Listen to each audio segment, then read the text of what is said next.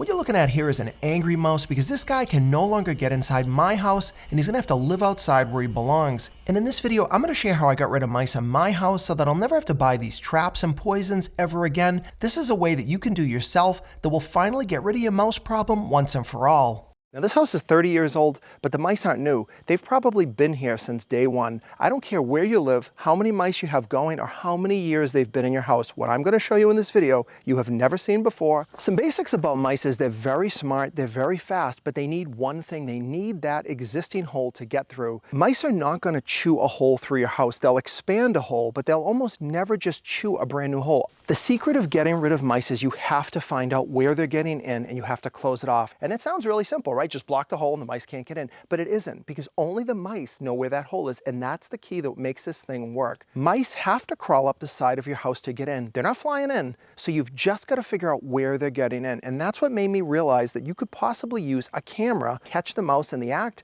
you can stop them and eliminate it forever. I needed a camera that could watch part of my house all night long, pick up motion, and then record it so that I could figure out where the mouse was getting in. You are gonna buy either one camera or more than one camera. You're gonna place it outside of your house. The good news is mice only work at night, so you don't have to leave this stuff out at all during the day, and it's gonna focus on that all night long. And if it picks up any motion, it will record it. Now I knew that the mice were getting into the ceiling above my garage, so I figured it made sense to start focusing on the garage itself. So I put it on the front of my garage by my doors. It didn't pick up anything the first night. So then I decided to move it to the back of my garage, and things got a lot different. Now this is just a quick flash, but look at that image. This is the mouse running up the side of my house right under my siding. But now I had at least part of my answer to know this is where the mice were getting in. And this is the camera that picked up the mouse. So this is great with this tripod because you can just pick it up and move it. These unfortunately don't have tripod mounts. So I just put a screw through it and I went right into that tripod plate. It'd be a good idea to try to take a look under here and see what we're dealing with. Another tool that's really handy is one of these mirrors. These are used in auto work all the time, but here these are super handy because if you get the angle right, you can move under and see exactly what's going on.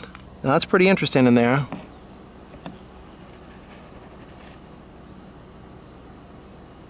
A huge piece, so there's obviously a huge gap in there. Nice and tight fit as we slide along.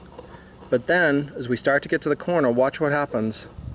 And there's our mouse hole, right there. Somebody put all that Brillo in there, doing absolutely nothing. What you need to do is seal the hole up.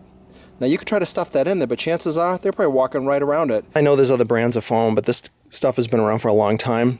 You just screw this on top, but this still is not going to solve a problem because to use it, you have to have the can inverted, so that the liquid foam will come out and then it comes out the tip, which seems easy enough. But we need to spray underneath. We're never gonna get the angle. We'll be doing it like this. You'll be pumping air in. We're gonna use this hose. This is just a piece of scrap. Next, be sure that you're wearing rubber gloves. If this foam gets on you, it is not fun. Yeah, you think that's a problem? Here's your issue right here. You have to have the can upside down. There it goes. Now this foam is gonna travel. The foam popped out here. So this extra here is not a big deal. Don't wipe it off now. If you wipe it off, it's gonna smear on everything. You'll never get it out of there. Let it dry, it'll get rock hard, and then the stuff actually kind of breaks right off. So now looking at that foam, you probably think I ruined my house, but in fact, I felt like $1 million. I felt like I just hit the lottery because I really believed I'd solved my problem, and that's the best part about the camera. Now you can grab your camera again. You're not gonna believe what I actually captured. This mouse went right up to the foam, and it just sat there. You can see its eyes are lit up on the foam, kind of staring at the camera, and it doesn't know what to do. It sits there on the foam for about 20 seconds, and then finally the mouse just leaves. And this is exactly what I was hoping for. But then the next night after, I left the camera recording again, and the mouse came back. Didn't spend nearly as much time, and it took off, but it was still seeing if it could get in that hole. Mice are gonna keep trying to get in until they finally give up. I could have cut that foam out the next day, but I kind of wanted to send a really clear message that that spot was blocked. Now you can start with just one camera. That's a cheap, easy way to get going, and this very well may solve your problem. If you've got a little bit more money to spend, buy 2, 3, 4 cameras, and you could easily record the entire exterior of your house. And there certainly could be a second hole, a third hole, or even more. So if I see more activity of mice, the first thing I'm going to do is grab the camera and I'm going to start recording again. And it does seem a little bit tedious, but think about calling an exterminator. You're going to pay hundreds of dollars, they're going to come forever, and they're never going to solve your problem. All they're going to do is poison the mice, and that isn't going to stop them from getting inside. So what do you do if you buy the camera and you don't record anything? Well, you have to be a little bit systematic. Go around all the sides of your house and don't give up. If the mice are active, you will eventually catch them, and once you do, that hole that you may have never figured out where it was will finally become visible to you. You can block it, and your mouse problem is gone.